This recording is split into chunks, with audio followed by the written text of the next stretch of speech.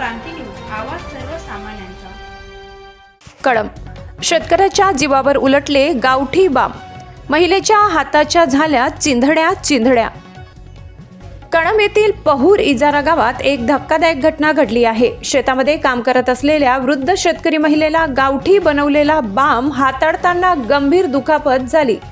मिळालेल्या माहितीनुसार दुपारच्या सुमारास पीक निंदणीचे काम सुरू असताना संबंधित महिलेला शेतात पडलेला गावठी बाम सापडला।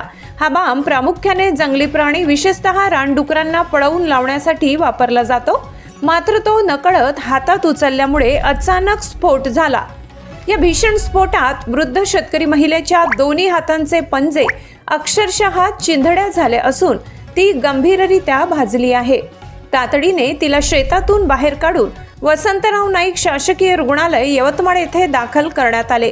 सध्या डॉक्टरांच्या देखरेखीखाली तिच्यावर उपचार सुरू आहेत। या घटनेमुळे परिसरात एकच खळबळ उडाली असून शेतकऱ्यांमध्ये भीतीचे वातावरण निर्माण झाले आहे। शेतामध्ये टाकण्यात येणारे गावठी बाम किती जीवघेणे ठरू शकतात याचा प्रत्यय या घटनेतून पुन्हा एकदा आलाय।